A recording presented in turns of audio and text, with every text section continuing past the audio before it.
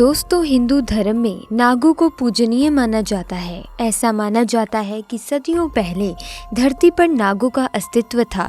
नाग और मनुष्य एक साथ रहते थे। प्राचीन शिलालेख और ग्रंथी बयां करते हैं कि प्राचीन काल में कुछ सांप इतने विशालकाय थे कि बड़े बड़े जानवरों को भी आसानी से निगल लेते थे, लेकिन समय के साथ साथ इनका आकार छोटा होता गया। लेकिन आज कई लोगों ने विशालकाय नागों को देखने का दावा किया है। हिंदू धर्म ग्रंथों में नागराज वासुकी और शेष नाग का वर्णन मिलता है। ये नाग आकार में बहुत ही बड़े थे और इनके पास फन भी हुआ करते थे, लेकिन इन नागों का दर्शन करना आज के समय में संभव नहीं है।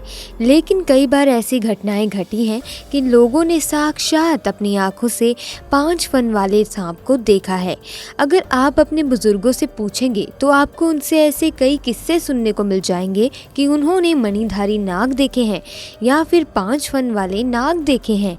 अगर ऐसे नाग नहीं होते तो फिर इनका जिक्र प्राचीन ग्रंथों में क्यों किया गया है? ऐसा माना गया है कि आज भी कुछ गुप्त जगहों पर इन नागों को देखा जा सकता है। कई बार ये नाग अचानक प्रकट हो जाते हैं और गायब हो जाते हैं। आज हम ऐसे ही शेषनाग के चमत्कार की घटना के बारे में बताने जा रहे हैं, जब शेषनाग ने लोगों को अपने दर्शन दिए थे।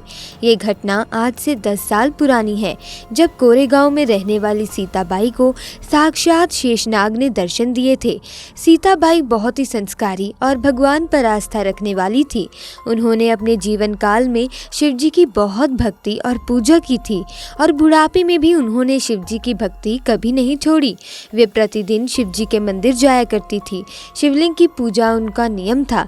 लेकिन एक बार सीताबाई को शिवजी ने एक ऐसा चमत्कार दिखाया जिसकी उन्होंने कभी भी कल्पना भी नहीं की थी।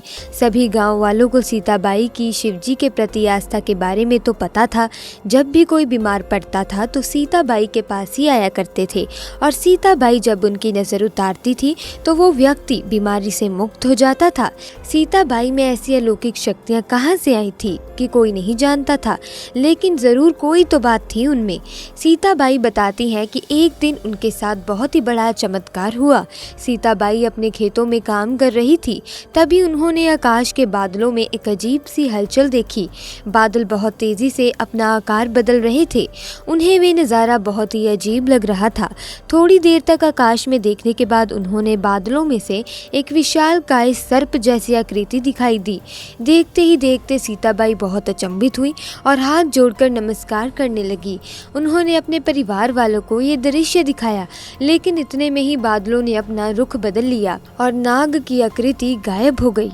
सभी लोगों को लगा कि सीताबाई अब बूढ़ी हो गई हैं और कुछ भी बोले जा रही है, लेकिन सीताबाई को पता था कि उन्होंने क्या देखा है और वो कोई भ्रम नहीं था। सीताबाई जब अपने घर गई तो रात में फिर उनके साथ उनके सपने में ही उन्हें एक नाग के दर्शन हुए। 5 फन वाले नाग ने उन्हें शिव के मंदिर में उन्हें दूध लेकर आने को कहा। इतने में ही उनकी आंख खुल गई और रात भर जागकर सपने के बारे में सोचने लगी। सुबह होते ही सीताबाई दूध लेकर शिवजी के मंदिर गई और वहाँ पर कोई भी नहीं था। मंदिर में जाते ही सीताबाई देखती हैं कि शिवलिंग पर एक 5 फन वाला नाग बैठा हुआ है जो उनकी प्रतीक्षा कर रहा था। सीताबाई नाग देवता को प्रणाम करती हैं और उन्हें दूध अर्पण करती हैं। नाग देवता ने उस दूध का सेवन किया और आशीर्वाद देते हुए कहा, शिवजी तुम्हारी भक्ति से अति प्रसन्न है और मृत्यु के पश्चात तुम्हें कैलाश में स्थान मिलेगा। ये सुनते ही सीताबाई बहुत खुश हुई और उन्होंने इस बात का जिक्र अपने घर वालों से भी किया, लेकिन कभी किसी ने सीताबाई की बातों पर विश्वास ही नहीं किया। लेकिन उसके कुछ महीने बाद सीताबाई की मृत्यु हुई तो सभी ने एक अलग ही चमत्कार देखा। सीताबाई के अंतिम संस्कार के समय उस स्थान पर कई नाग आए थे और ये चमत्कार देख परिवार के सभी लोगों को ये समझ में आ गया कि उनकी दादी सच कह रही थी और वे सभी खुश हैं कि उनकी दादी महादेव के कैलाश में निवास कर रही हैं। तो दोस्तों, देखा आपने, जो भक्त शिवजी की भक्ति में डूब जाता है तो महादेव उसे अपने कैलाश पर स्थान देते हैं। अगर आप महादेव को मानते हैं तो कमेंट बॉक्स में हर हर महादेव ज़रूर लिखें, ताकि महादेव की कृपा आप पर बनी रहे। और दोस्तों, अगर आपको हमारी वीडियो पसंद आई तो वीडियो को एक लाइक कीजिए और हमारे चैनल को सब्सक्राइब करना ना भूलें। आपका बहुत बहुत धन्यवाद। जय महाकाल।